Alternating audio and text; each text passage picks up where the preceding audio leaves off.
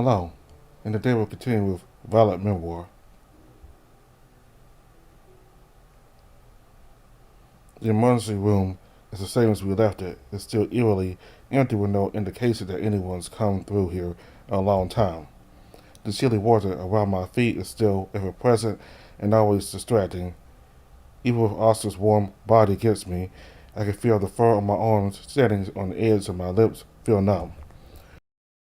Maybe we should go back the way you came. You're quivering like a leaf. I don't mind holding you like this, but you're not looking too good, man. We can't. There's nothing there but a great blocking where I came from. Maybe I can break it. Can't hurt to try, right? His smile has long since dropped off his face, and he just looks worried. He's nearly leaning over me to try and surround me as much as possible. I'm fine. We should just look for more. We should just look for a key somewhere. There must be one for the door at the end around here, right? Alright, yeah. Good thinking, man. If we don't find anything, I'll just kick the glass on the door out. Might get some cuts, but it's better than you freezing to death. Oscar, come on, man. Don't give me that look. These layers are powerful. Now let's find that key. Pulling away from Oscar, I head over towards the front desk to look behind it. I expect Oscar to look around elsewhere, but he seems intent on staying next to me. I think he's worried I might pass out. He's not too different from Lee when he's acting like this. The two of them would probably get along a lot better if Lee gave him a chance, or if Oscar stopped pushing his button.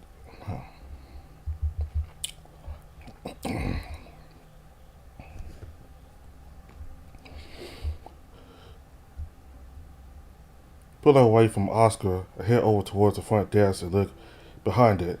I expect Oscar to look around elsewhere, but he seems intent on staying next to me. I think he's worried I might pass out. He's not too different from Lee when he's acting like this. The two of them would probably get along a lot better if Lee gave him a chance, or if Oscar stopped pushing his buttons. Shaking my head, I focus on the desk. There's not too much on it, just a computer monitor, keyboard, and some pens, no paperwork or anything. Looking under the desk for the computer, I find that the monitor isn't attached to anything at all. The end of its cord is just floating in the water. Look at those drawers. Gotta be something in there. No way there ain't. Oscar points towards the opposite side of the desk, and sure enough, two of them are sitting there just waiting to be inspected. I expect it to be locked, but it pulls out with little resistance. What's inside is less than stellar news. It's just filled with empty books, unopened boxes of pens, and other office supplies. There's one thing out of the ordinary here, though. It's another pamphlet, but not one for the hospital. It's an advertisement for a cruise. Looks like the owner of this desk had been planning on taking a vacation. I wonder if they ever did. Take a break from the stresses of life and come take a journey on Paradise's Grace, a luxury cruise ship waiting to give you the trip of a lifetime. It goes on to list all the numerous activities and luxuries available. There's no prices listed, and that's probably a good thing. The prices might just make me feel even more sick. What are you looking at? Oh, it's just a brochure for a vacation. I got distracted, sorry. Don't need to apologize to me, man. I'm just glad you're not trembling as much as before. If you start again, I'll pick you up again. If he wants me to hurry so much, why is he always trying to distract me? Putting everything back into the drawer, I open the next one, and like some kind of miracle, the key is sitting there. It's just sitting there on some papers in the middle of the drawer. It's a surreal moment where I doubt what I'm seeing, but then there was an excitement. This might finally get us out of this place, or at least out of this freezing water. But when I lift up the key, I'm surprised by what's underneath. It's a very familiar looking handwriting. Helena's handwriting. It's a page from her diary. The torn edges showing it to be one of the pages ripped from the book. Lifting it up to examine it, I'm relieved to find it still dry. The water might only come up to my ankle, but the moisture in the air could have easily ruined the page. Is that a key? Oscar's practically bouncing next to me as he lifts up my other hand, still gripping the key. The warmth surrounding my hand is a reminder of how cold this room is. I know I should find an exit now, but this page, I want to know what's on it. Why is this even here? Yo, Arthur Wallace. Hey man, you doing alright? Yeah, sorry, look at it. It's a page from Helena's diary. Helena, as in the killer chick we're looking into? That's Helena? Yeah. He doesn't look like he believes me, so I hand it to him. It takes it He takes it with a wink as if trying to play along. It only lasts it only takes a couple seconds of waiting for him to get a confused look on his face. He gives it back a moment later, but I feel like he's still doubting me. I don't know, man. You sure this is hers? Could be anyone's. No, it's definitely hers. It's her handwriting. And look, it's addressed to her mom, like all her other entries. Trust me, it's from her diary. Alright, you look pretty serious about this. I trust you, man, so let's get out of here and check it out later. Can I read it now? I'm worried I might drop it in the water or something might happen. I'm worried he's going to protest, but he just gives me a shrug. Right, this isn't Lee. He would have dragged me out here no matter what I said. Not too curious, are you? Alright, but let's sit down and get your feet out of the water first. That's actually a really good idea. Thanks, Oscar. I told you, I'm real smart. I know what I'm doing most of the time. I'm about to respond, but Oscar does something that shouldn't surprise me, but he always does. He lifts me up and carries me to the chair before putting me on his lap and curling around me. I'm folded into a ball, my wet feet pressed against his thighs. Oscar, my feet are wet. What are you doing? I swim all the time, dude, and little water ain't gonna hurt me. You're freezing, just let me warm you up. He tightens his grip around my knees, and it's only now I realize my hands are free, but that thought is fleeting when I realize just how hot Oscar's body is against mine. Even cold around me, he still has to lean his head down to rest on my shoulder. I can feel his bare chest and stomach on my back. His soft muscles feel like a warm pillow. Shh, just enjoy it. Now, are you going to read? Hold it out. I want to read too. Alright, so let's do that. Holding out the paper in front of me, it takes more effort than I've ever done studying to focus on this single page. How am I supposed to focus with a shirtless guy with a body that would make Adonis flustered press right up against me? Just relax. This don't mean anything. As if reading my thoughts, Oscar lifts one of his arms and rests it on the top of my knee, rubbing it in circles. This slow repetitive motion is actually calming. The texture of his short fur against mine is like a comb rubbing. It's like a comb running through it, and his claws knead the soft tissue around his kneecap. You're so warm. That causes him to laugh, that hearty chuckle, his chest rumbling, sends vibrations through my spine. It's like electricity tingling through my body. That's my job, living heater. Now let's get to reading, so I can get you out of here. Right, reading, yeah.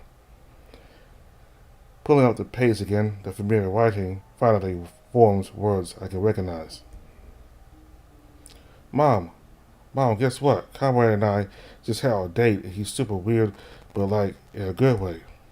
He took me out to this cute little student bar. It's a restaurant too. We didn't drink, so don't focus on that part. It's designed out like a modern salon, all Western and stuff. It's designed out like a modern saloon, all Western stuff. They had all these recipes too. The moment my eyes scan over that paragraph, they widen, and I let out a gasp that causes Oscar to lean over to assess if I'm okay. This is a missing entry. Huh? The diary, it had most of an entry missing. A page had been ripped out, and I only caught the end of it. Missing diary entry in the middle of this abandoned hospital? I don't know, man. Seems a little weird. Maybe it ended up here like we did. Seems like Helena's dealer gave her some real strong stuff. I don't think we got wasted or drugged and were taken here. No need to be insane about having a good time. We're in college. Sighing, I will turn my focus to the paper. Also, Seeper's grin barely in my peripheral view. Damn it, it's impossible to stay annoyed at him with his handsome smile. It's unfair. I'm only pushing your buttons. I doubt we got drunk enough to get here. Lee would kick my ass before I got you to drink. So you believe me that something real's going on?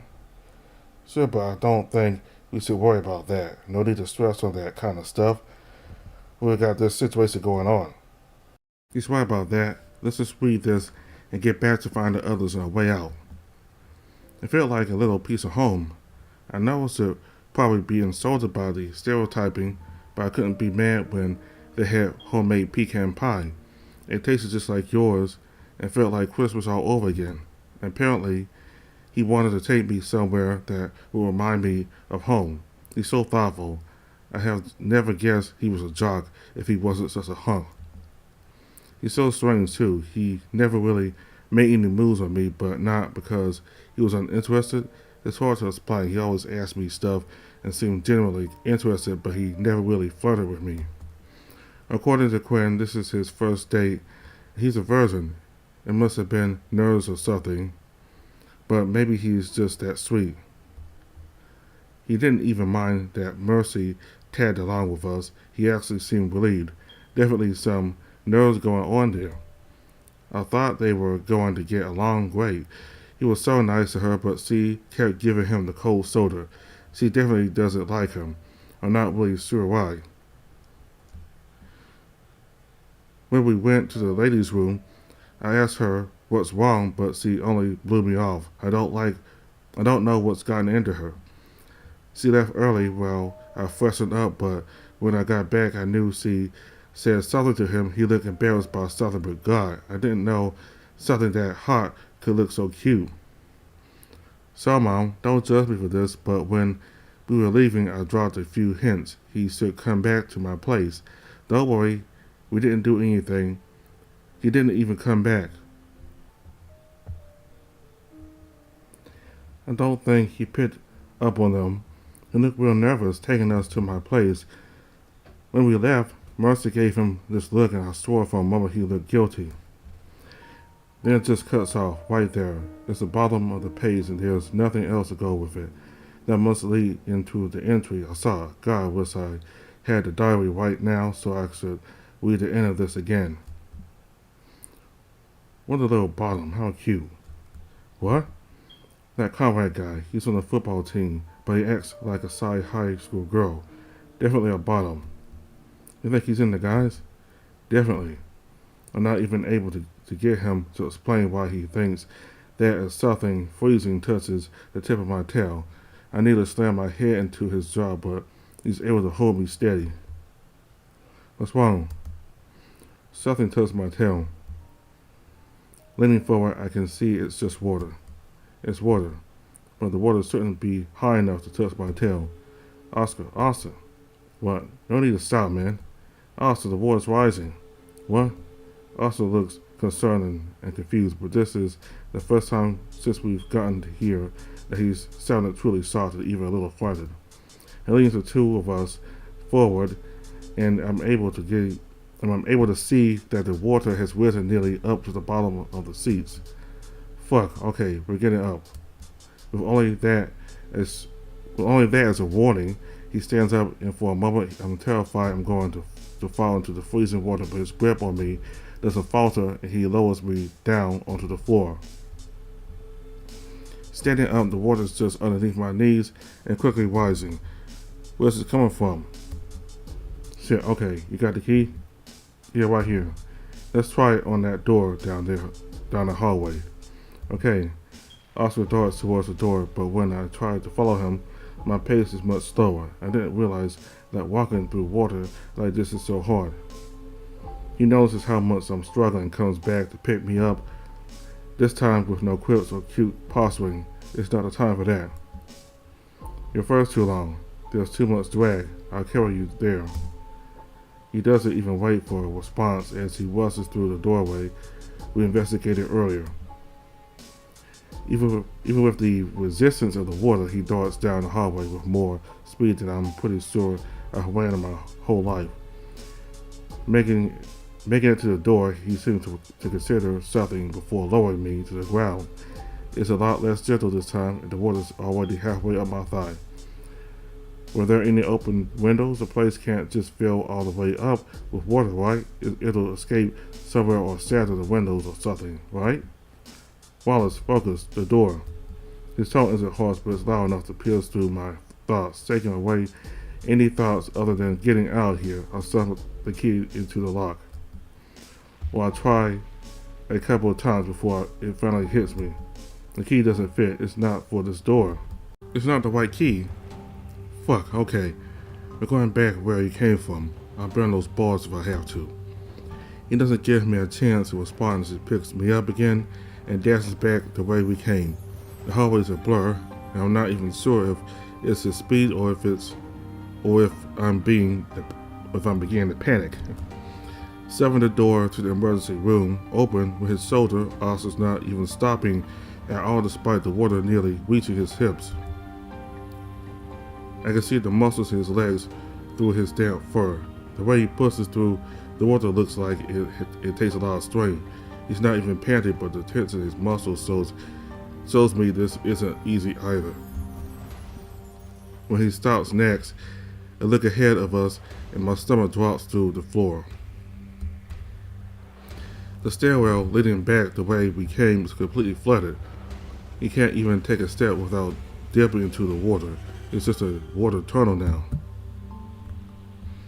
Then Oscar does something that I can't believe. He begins to descend the stairs into the water. What are you doing? Getting us out of here. No. We can't go this way. There's no air. It's flooded. I can see that. Don't worry, I swim all day. I'll get us through there. No problem. When we walked through that hallway, it took us several minutes. It's a long hallway. You might be able to hold your breath for a long time, but I'll drown. I was walking slow. Trudging through the water takes a bit, plus I wanted to make your ride more comfortable and faster in water. You won't even be able to count to 10. He gives me a grin and wink, but it's no comfort. The sound of rushing water around us is suffocating, but at least there's the ability to breathe here. Oscar, look, Wallace, there's no other way out. The other door is locked. This is the only way out. You gotta trust me here. I promise I won't let anything happen to you. He lifts up one hand and gently cuts my face. There's none of his usual implications. It's just purely for my reassurance. Breathing slowly, I let myself focus on the touch and calm down. There's no time for me to panic or mull over my choices. I have to make a decision now.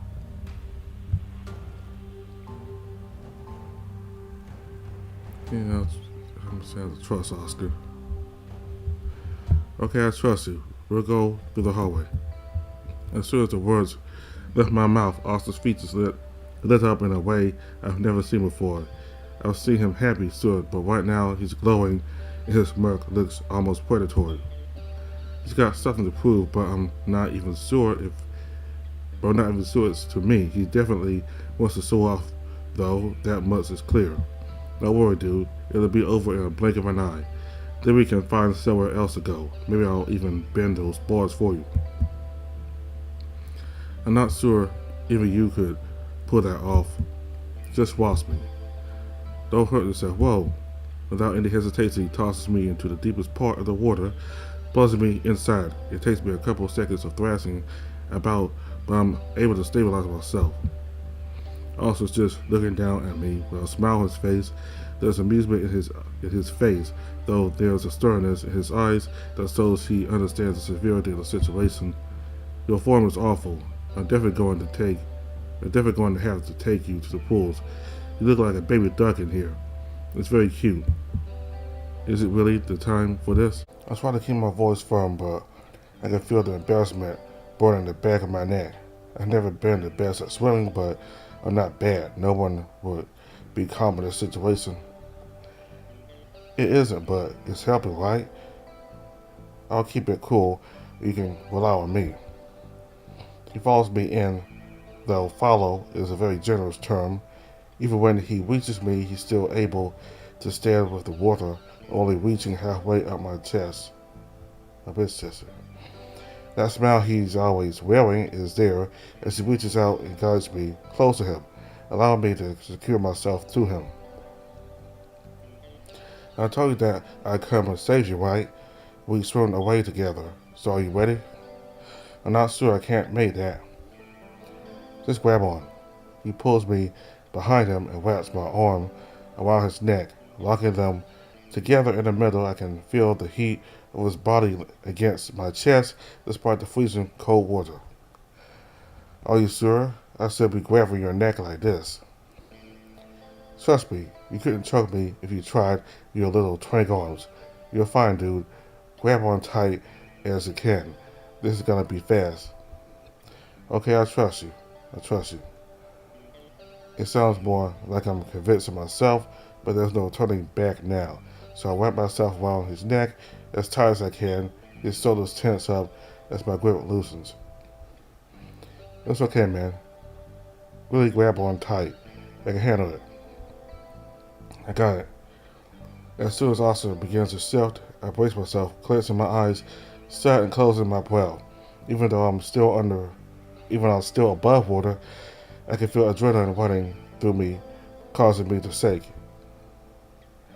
With a single motion so smooth, I almost didn't believe it happened. Oscar dives forward and thrusts us into the dark depths below. As the water rushes over me, it's a cold sense of relief from the heat coming from his rapidly beating heart, but that only lasts a moment before this freezing chill sets in. I spread the rust that taper down to a calming flow, but I'm surprised when the pressure never lets up. I have to feel my muzzle press against the back of his neck to stop water from flooding into my nose. Building up the confidence to open my eyes, I'm forced to look to the side to stop the surging water from crushing my eyes. It takes a second for my eyes to adjust to the darkness when I'm finally able to interpret a blurry image, I'm able to see just as fast as we're going. It's almost breathtaking watching this long corridor whiz by me.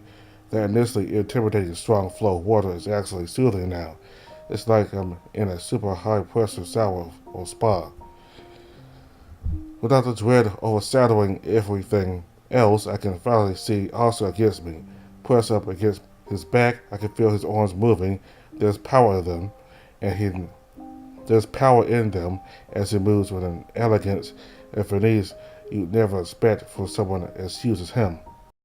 But I know better than that. I've seen the way he moves. He's like a mermaid slicing through the water as if it's as easy as dancing.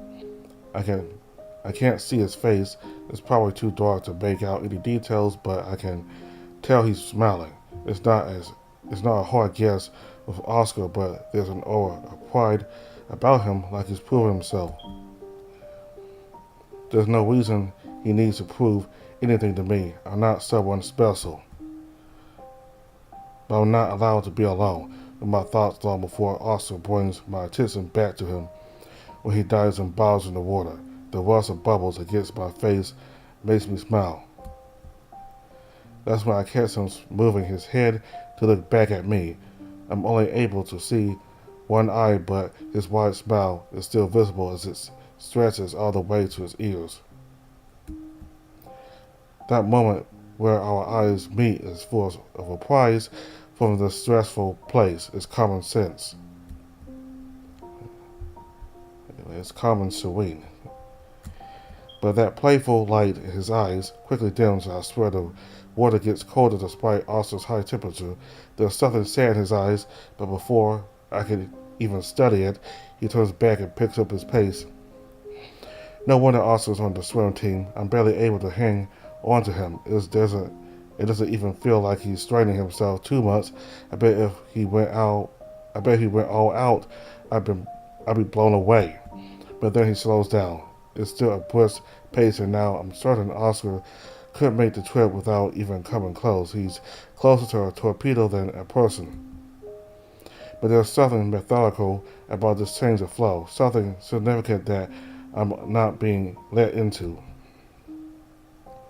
Pulling onto Oscar's back, I push my face next to his. His powerful shoulders are moving against my stomach, and the raw power of them would be terrifying on anyone else. With this closer view, I can see his face easily. His expression is such a stark difference from the energetic look he always has. He's got a significantly smaller grin on his face, barely noticeable compared to his usual overindulgence, but there's a sense of intimacy here between us. He's staring off in the distance again like he did at the pool, like he's thinking about some place far away from here or some time.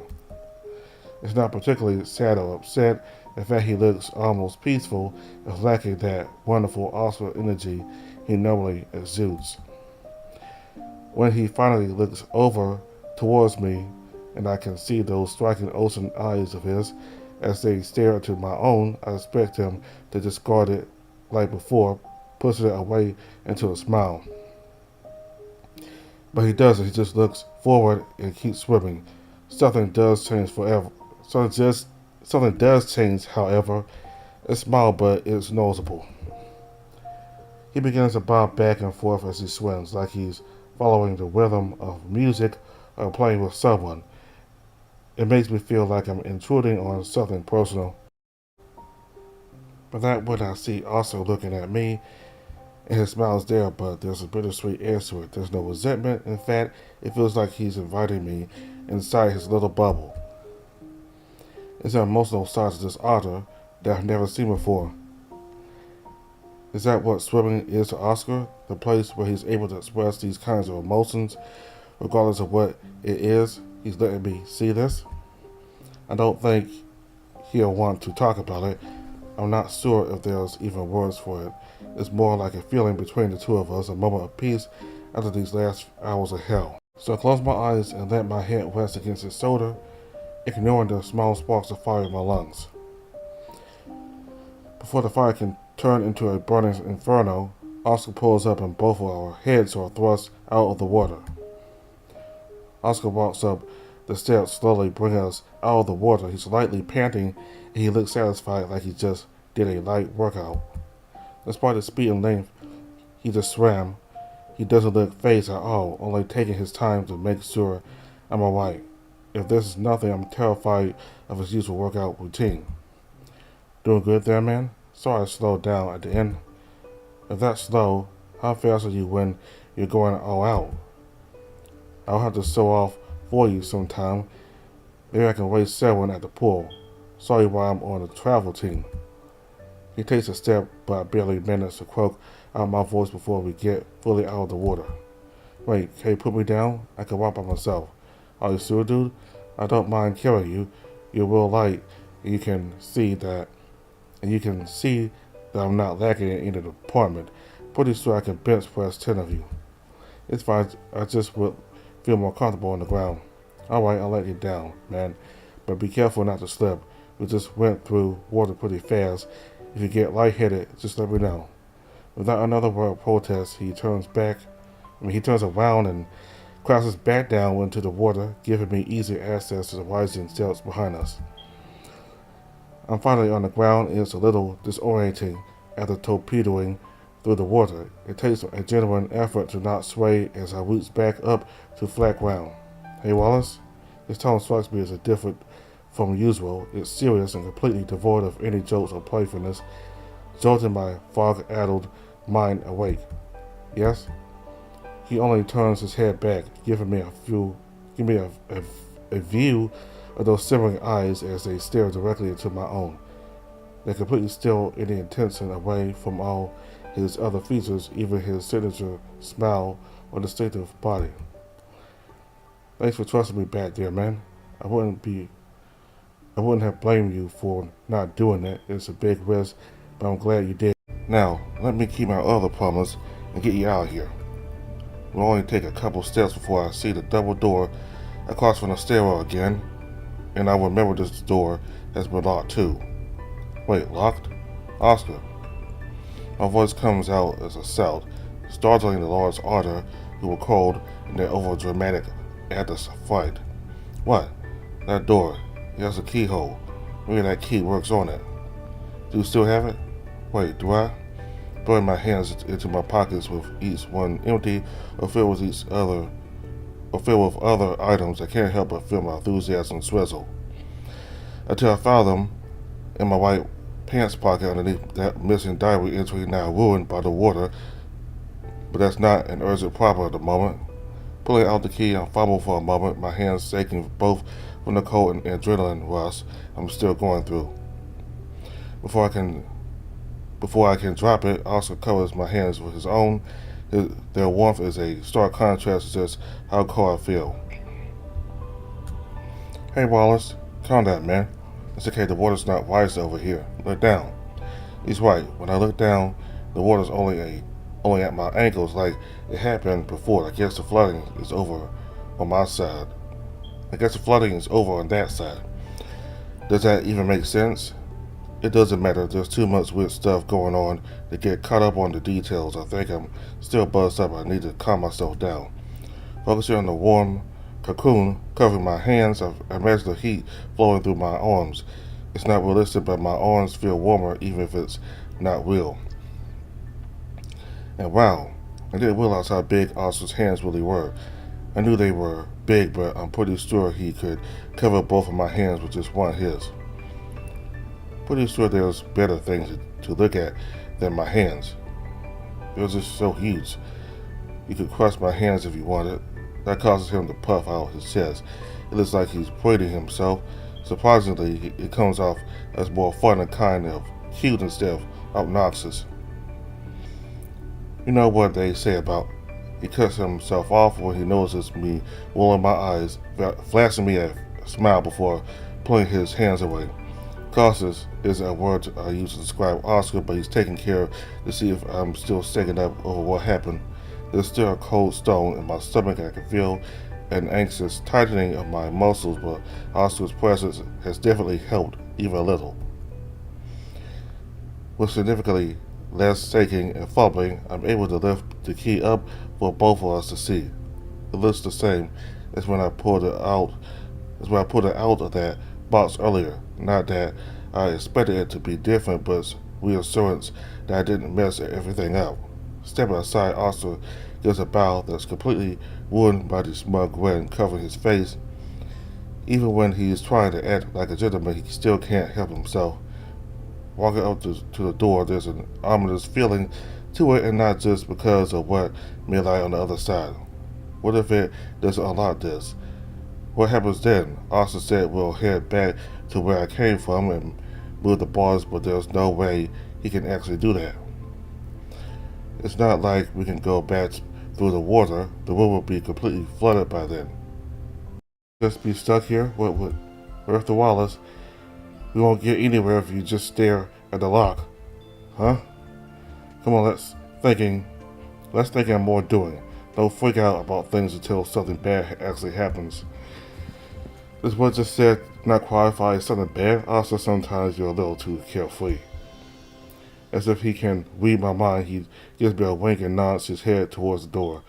Looks like he's determined to not be fazed by anything. I just try to do the same. Push the key into the hole, it slots into place, which is already a good sign. There's no resistance as I try to turn it, but that's only lasts a moment before it loosens and makes a distinct clicking sound.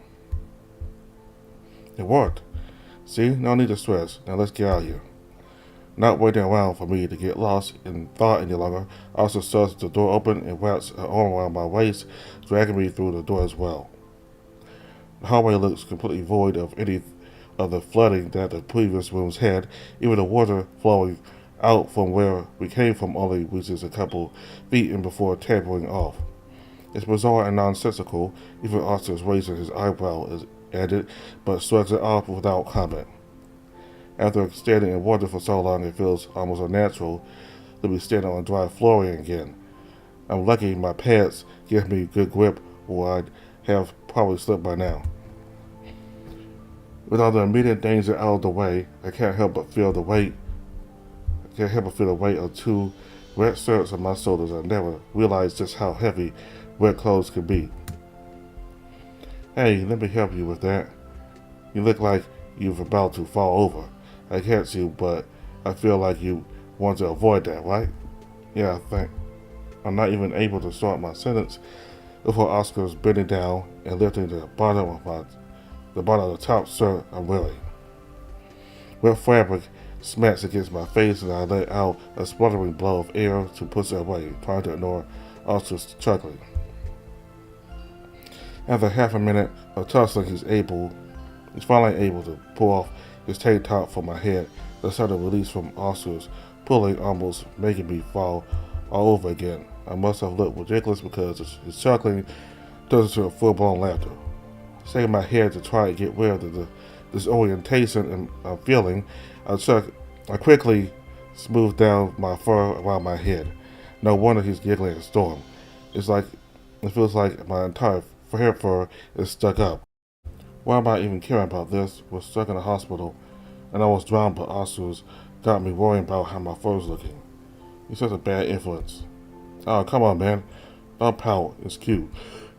He starts his laughing, and even though he's still gritty, like he always is, there's a softness to it that makes my cheeks flush and forces me to look down, pretending to be fixing my shirt. Okay, maybe not that bad of an influence. They look cute in my clothes, but we'll stick to dry ones next time.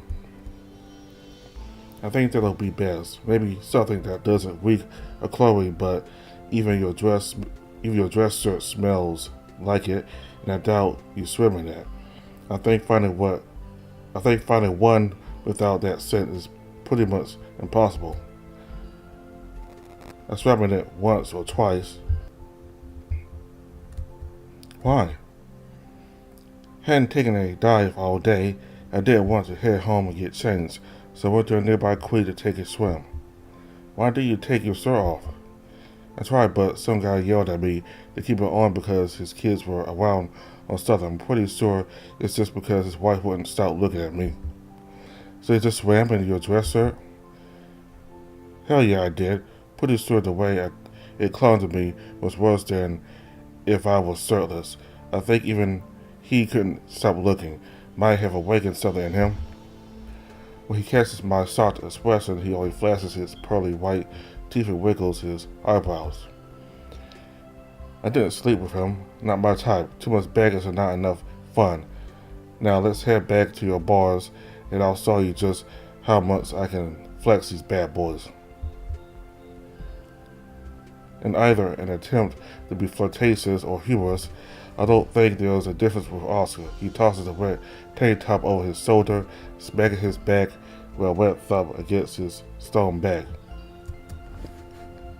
I know I'm still riding that adrenaline high from everything that just happened, and this situation is serious, but I can't stop myself from staring. I'm way too messed up right now if I'm checking him out in this kind of place. This place looks a lot nicer. Hopefully we can find the others soon. Yeah, bet you're glad you're not feeling cold anymore. Now, time to fulfill my earlier promise to get you out here. In typical Oscar fashion, his tail thumps me before and forces the two of us into motion down the hallway. And once again, despite these awful circumstances, I can't stop myself from smiling. The two of us round the corner. This area of the hospital has returned to a relative sense of normality. There's no water, and there's only a minor amount of decrepitness. However, we see something that surprises both of us. Oscar's eyes widen and his smile brightens. There's something fierce, and I know that I'm doing the same. Down the hallway is a Shiba Inu, Possum, and Fox. It's Lily Lee and Lucas. They're looking fine from a distance, though Lucas is down on all fours with the other two crouching next to him. Worrying there might be something wrong, I was a couple steps right before almost slipping. Thankfully, a hand steadies me and stops an embarrassing incident. Careful there. Remember, you're still completely sold. Right, my phone. I rummaged through my pockets and with panic vigor. I can't afford to get this phone fixed, let alone get a new one. Damn it, why did we have to deal with flooding? Finally finding it, I pull it out and press the button, waiting to see nothing happen to the black screen. To my shock and relief, the screen lights up to show the no battery symbol. Not only that, it looks completely fine, like nothing happened at all. Letting out the breath I didn't know I'd be holding it in, I put it away. Good? Yeah, I don't think there's anything wrong with it. Like you, that causes me to frown because it doesn't just feel lucky, it feels impossible lucky. It had been submerged underwater for how long, and yet it didn't break? This entire place is confusing, but I don't feel like testing out any strange theories. I'd rather just get out of here as fast as possible. Picking up my pace again, I head towards the others, with Oscar only just behind me, his hand on the small of my back in case I slip again. The first one to notice us is Lily, her large ears flicking in our direction only moments before she looks over. There's a sense of cautious alertness, but immediately dissolves once he sees it's Oscar and I. What's happened? Is he alright? Startled, Lee turns around and takes a step back before immediately regaining his composure, a shocked, wide-eyed expression lasting less than a second. He'll be okay. You just dealt with some weird shit, man. You two look like you went through more than just something weird. You could definitely say that. Got stuck in a flooding room. Real messed up shit. Oscar got us out of there. He swam us through a flooded hallway. He's kind of amazed at it. Nah, it was nothing, man. What kind of author would I be if I couldn't swim well? He gives me a nudge and a wink. There's something else there, though. I swear the inside his ears are pinker than usual. I wonder if he's embarrassed. Surely not. He must get praised like this all the time, right? Lee gets up and pats Oscar on the shoulder. There's a warm look in his eye that I've never seen him have towards Oscar before. I didn't realize how icy he usually is towards him until now. I knew they didn't get along, but I didn't think it had been that bad.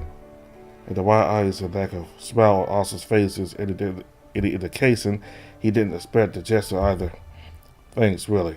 You did good. Bouncing back, Oscar flashes the cheesy smile and puffs his chest out. I feel like he's going to be living on this high for a hot minute. Of course, I promised him that I'd get him out, and out he is. I'm not one of the best members of the swim team for no reason. At that, Lee rolls his eyes and walks back towards Lucas, giving an exasperated huff at Oscar's bravado. That looks like a good time to cut in. So what happened with Lucas? The fox, who up to now had only been looking towards the floor, taking deep breaths, looks up towards me.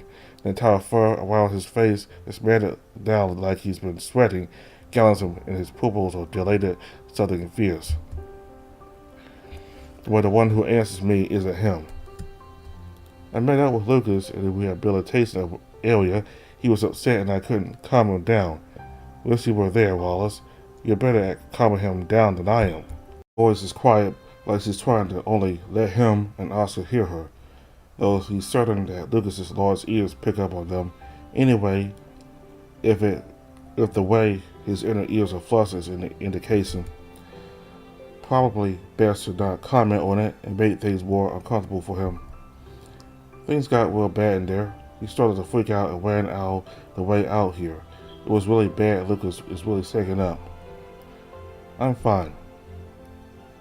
A distinct southern accent that Lucas normally suppresses is coming through stronger than ever as he pushes himself back onto his feet. Let's just get out of here. Let's get out of this fucking place. I'm tired of being in this hellhole. Despite his harsh language, his focus doesn't contain the same fire. His fur is still frazzled, and his hands are shaking, even his tail and ears are twisting. It must really be getting to him. Things were pretty ugly where I was, but nothing serious. Lee steps up, likely to draw attention away from Lucas. He's looking nowhere near as bad, but he's got little specks of dirt in his fur and covering the bottom of his jeans. It's just a scratch. The whole place I was in was barely standing. I fell through one of the boards and got a little dirty. Nothing serious. That sounds pretty serious, man. Like I said, it's just a scratch.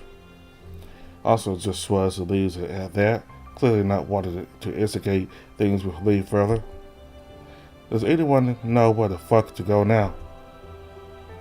We just came from the ER. It was only a floor down.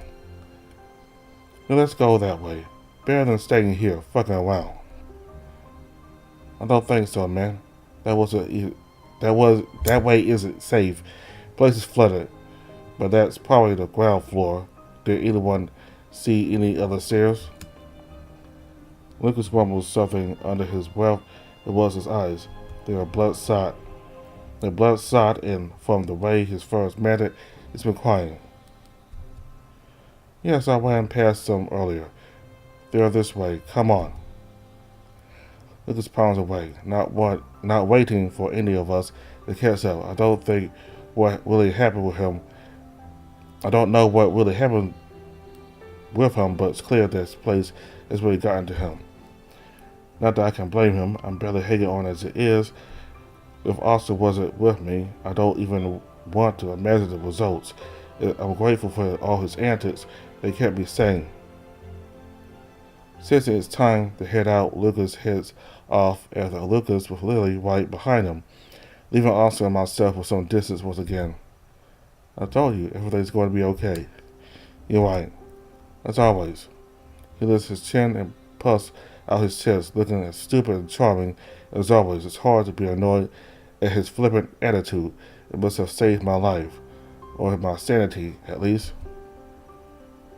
I should probably put my shirt on before Papa Bear gets angry. I could just imagine her blowing a gasket about indecent behavior. I don't think Lee would ever say that. Nah, probably not, but I still don't think he'd approve. Also twists his shirt, squeezing out a large splatter of water. Thankfully, the others don't seem to notice or care enough to look back. He puts it back on, and there's a part of me that misses the view already, but this isn't the time. What it does make me wish for more than anything else is the towel. This part of the hospital isn't as cold as the freezing water, but being drenched isn't helping much. That is until Oscar loops his right arm with my left and pulls me against him. Stay close, you're shivering up a storm. I don't want you losing a finger to frostbite. They're cute fingers. Thanks. I told you, man, don't mention it. It's what friends do. That brings a smile to my face, one that also mirrors like he usually does. Despite all the shit today, I feel like I got closer to the other, even just a little. Lee looks back at the two of us with his eyebrow raised, but he doesn't look disapproving. He locks eyes with Oscar, and they stare a moment, ending with the apostle giving him a final nod and continues after Lily. We follow after the two of them, and I feel more safe than I have since we got here. We just got to find the staircase to get out of here.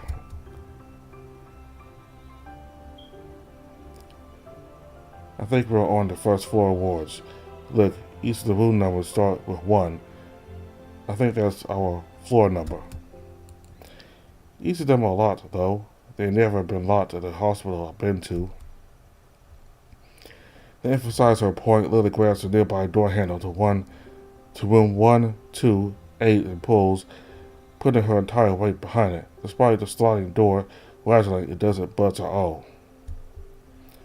That's a better sign than nothing at all, like the doors on the floor I woke up on. Probably closed it when this place shut down. No reason to keep them open, you know? That makes logical sense. There's nothing particularly wrong with it, but something about it feels like we're missing a piece like we're missing a piece of the puzzle. Everything about this place is so strange, and it feels closer to a fun house.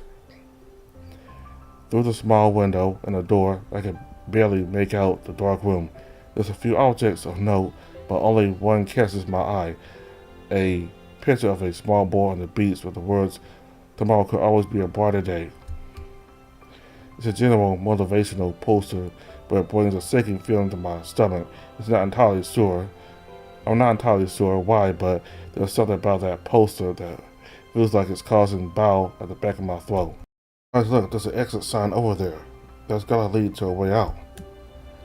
It's a welcome interruption from Oscar, pointing ahead towards a distant faint green sign hanging from the roof in the distance. It should be lit up, but the bulb that kept it lit has likely blown over time.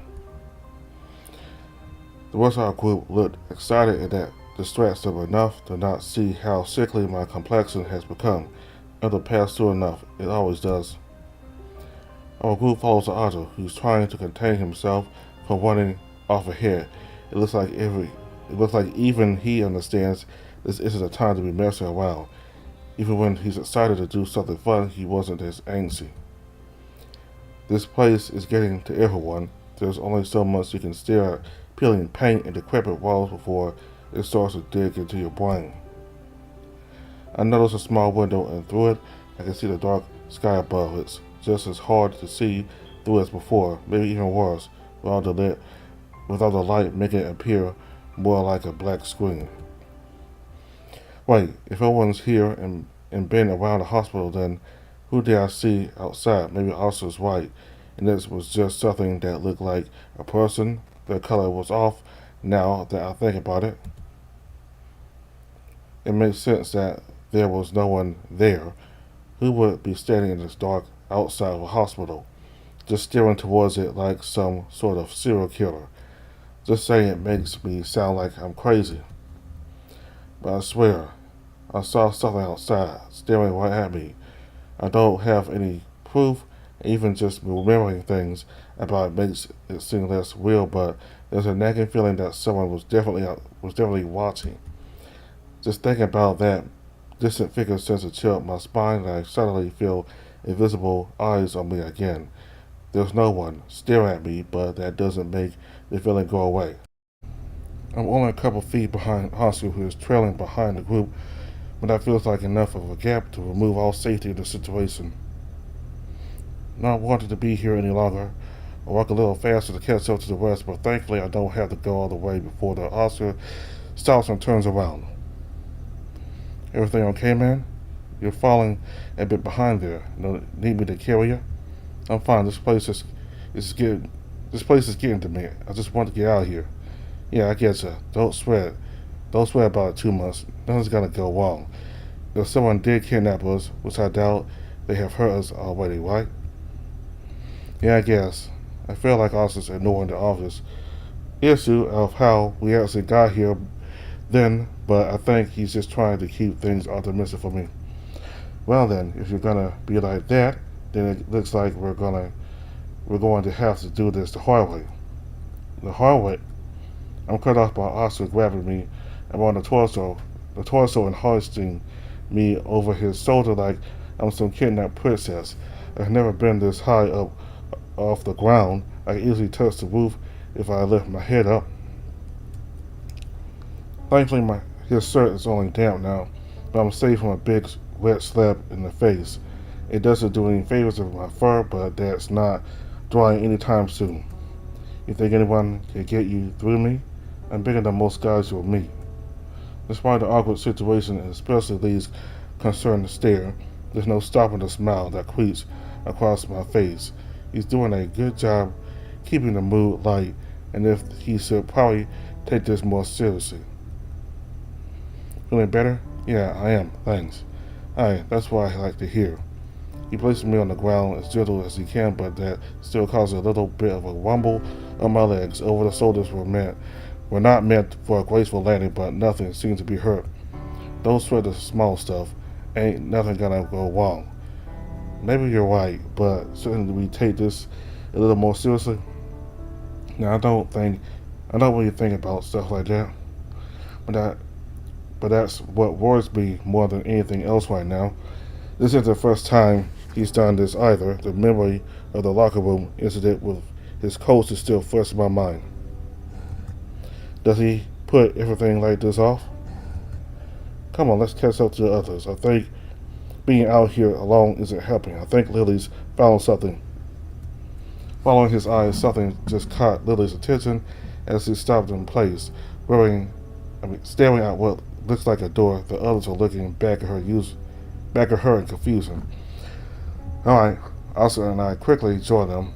Lily's looking over a door like it's the most interesting thing in the world. Lucas is a couple feet away, leaning against a wall deep in thought with Lee standing next to him. He's probably keeping him company. This place definitely wouldn't be doing someone like him any favors. I got to thank him later.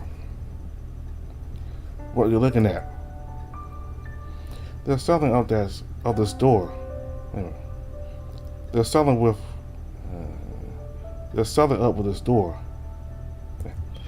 What do you mean? Look around. Almost every door is at least a little dirty. This place is abandoned after a while, but this door is spotless, like someone has been cleaning it. Now that she mentions it doesn't just look clean, it looks immaculate. I never see a door look as spotless as this one, even in a real hospital. What's up with the flowers? Also gestures to what looks like a little container attached to the door just under the number plaque. It resembles a vase, but one that's been welded to the door itself. Sitting inside them are some beautiful flowers, light blue with yellow cores that give them a serene look. There's something I can see someone planting in a little garden outside their home. They're forget-me-nots. A flower expert, aren't we? They're my mother's favorites. She grew them in our garden, and I brought them to her whenever she was sick. She says that with a little more melancholy in her voice. Whatever's up with these plants that definitely brought up some bad memories. It's likely a memorial. Lee's voice almost causes me to jump, but it looks like he decided to join in the conversation. Lucas not too far behind him. Who cares if it's a memorial? Let's just get out of here. Maybe there's something in here. I really want to look inside.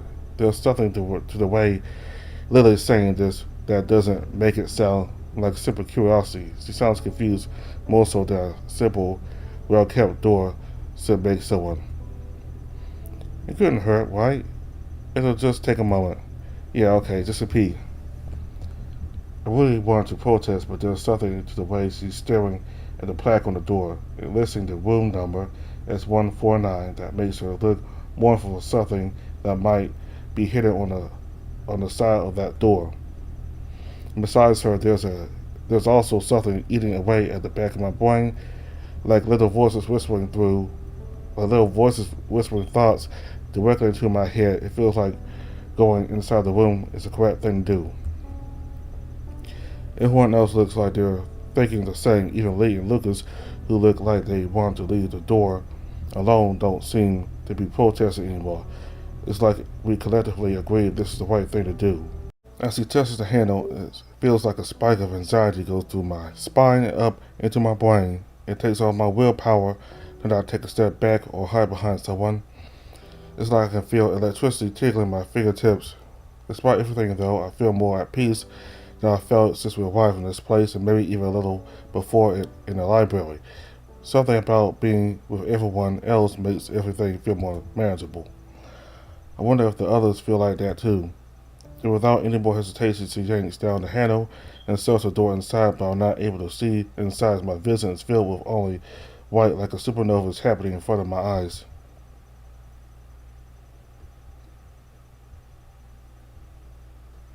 My eyes open with a surprising amount of struggle, and I can feel a searing headache burning inside my skull.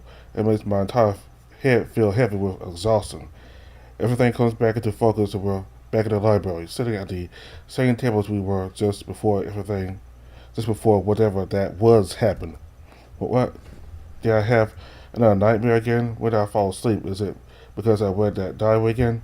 Most of our group is also sitting around the table looking just as spaced out as I do. The only outlier is Lucas, who's back to sitting at the computer trying to adjust his cheek fur for what looks like hours pressed against keys. It's like everyone's waking up for a nap, not just me. There's no way that's a coincidence. It can't be. Did all that really happen? I doubt it. Lee's voice is surprisingly unperturbed. It's as if this entire thing doesn't faze him in the slightest. How are you so calm? Did we really go to that hospital? Calm down. It was probably just a dream we all had. Things have been getting to people lately. I'm sure it's fine. We all just happened to share a dream? I feel like I'm going crazy here, but Lee just feels like everything just makes sense. As soon as we woke up here, he just assumed nothing weird happened, but surely something did. Didn't it? I don't think it was just a dream. I know some guys hit some stuff in the corners of this place. There are no cameras down the ends of the aisles, so plenty of guys think it's better to do stuff here than get caught in their dorms. We probably ended up riffing some of that and tripping balls. I know my roommate got high here only because some guys across the south from him was hitting some shit. That sounded more likely than us happening to share a dream. But what are the odds of that happening? Plus, the whole thing just felt so real and so similar to that dream I had in that classroom on Wednesday. Both of them took me to this insane, twisted world. What if it was a coincidence? But how did we all hallucinate or dream the same thing? We probably just influenced each other. If we weren't drugged, someone muttering in their sleep might affect the rest of us who are sleeping as well. Lucas doesn't sound as confident as the rest of them, but I doubt he believes something truly strange happened. He looks more like he's trying to figure out a puzzle at the back of a newspaper. Lily, for her part, doesn't answer any theory at all. She looks more concerned about going through her phone. I don't think she's even listening to us.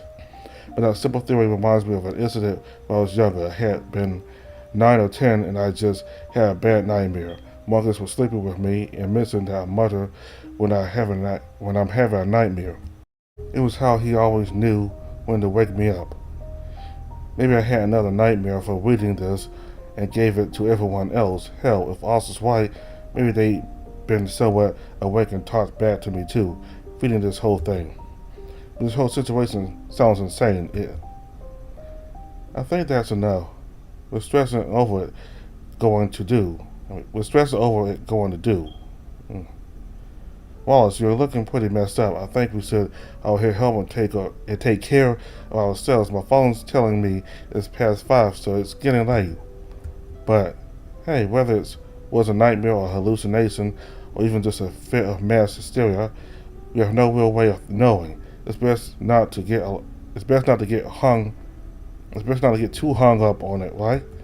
And despite all the protesting I want to do, she's right. This was likely just a fluke, and the odds of us even finding out what happened are next to nothing. You'd just be leading in a wild goose chase. Let's just go home and chill for the night. No more reading the diary, though, okay? I'll take it with me if I have to. I won't, promise. Good. Do you think someone could stay with you, or you stay with someone else? I don't really want anyone alone tonight. Does everyone else have someone at home?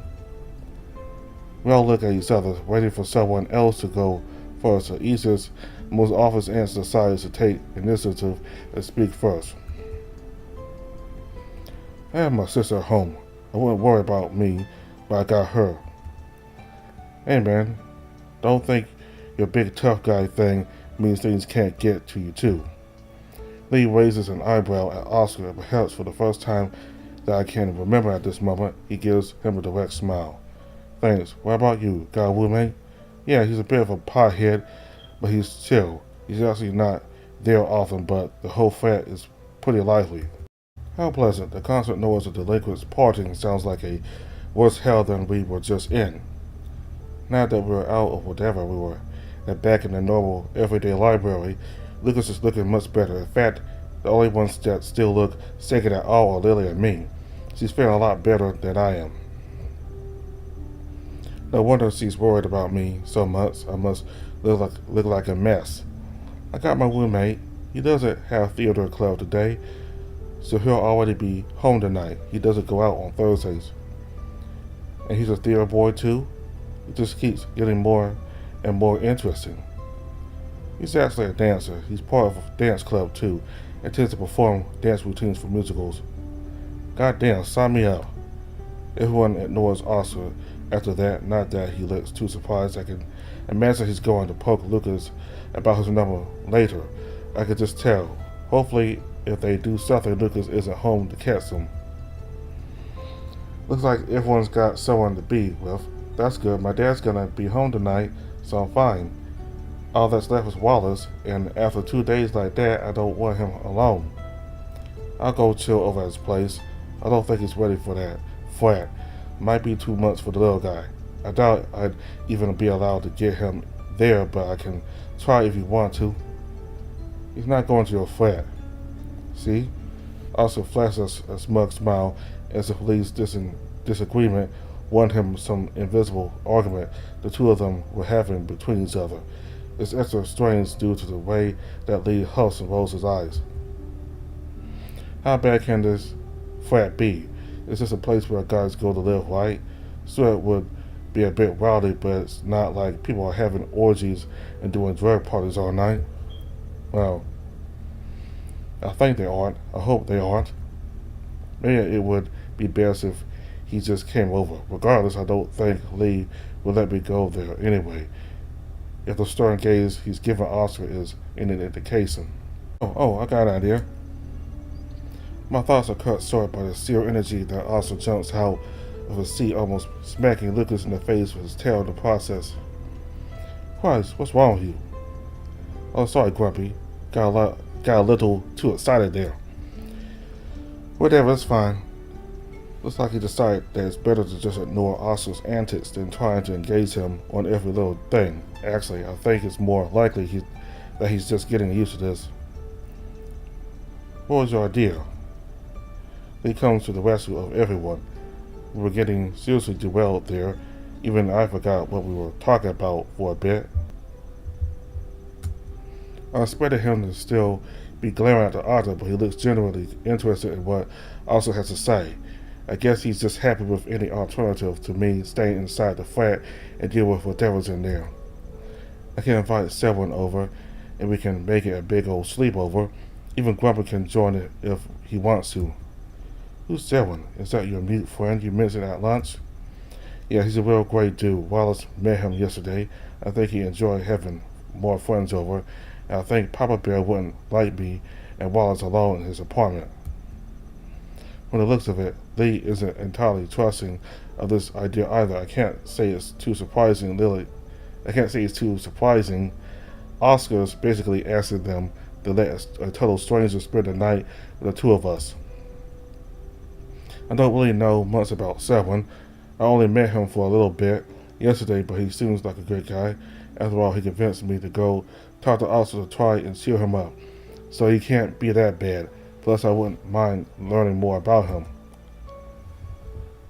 Are you okay with that, Wallace? Yeah, when we chatted yesterday, he seemed pretty nice. He and Oscar get along really well, too. I think that might help keep the mood high.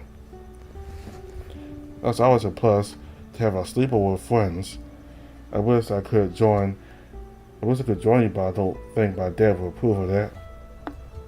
Sounds like Lily's all for the idea, and Lee doesn't object to it either. Just give a silent nod of acknowledgement. The only one who's not in full approval of the idea is a fox, whose lips are pursed. I'd rather head home for the night. I feel like I wouldn't get much sleep with him around. There's no arguing for the author, though he does give a pout as soon as he catches us looking at him. It's obviously fake, not even Lucas is believing it, but it's enough to bring a giggle out of Lily and a smile to my face. Like that's all sorted then. She smiles, and just like that, everyone packs up to leave. It's unceremonious, but that makes sense. It was just a normal day at the end of things. But I can't shake this nagging feeling that there's more to that dream than just a simple nightmare or hallucination. It's just felt a little too specific. There's nothing I can do to prove it, though. Lily's right after all, even if there was something real going on. It's not like I could do anything about it. Resigned, I lift myself off the chair and am ready to head off to my hopefully calm night, though knowing some of my company, it might not be so calm. But before I can follow everyone down the aisle towards the entrance, I'm stopped by a hand on my shoulder. It's Lily, and her expression is hard to read, closer to a mixture of uncertainty and worry more than any single emotion. Hey, just don't stress too much about today.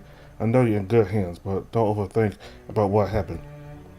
It's just that I know it's bothering me too, and there's some stuff to go to tomorrow. Maybe we should meet up tonight. Maybe we should meet up tomorrow night.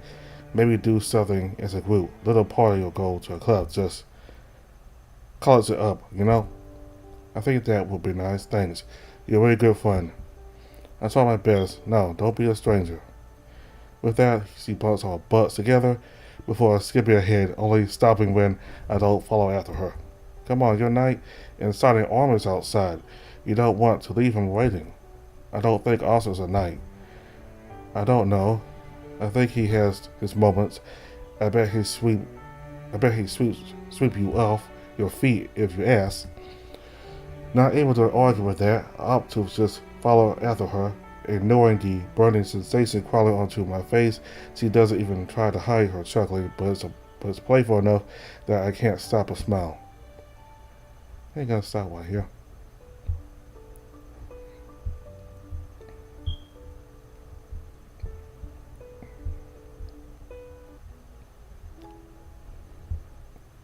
So, I think something happened and they ended up having the same dream.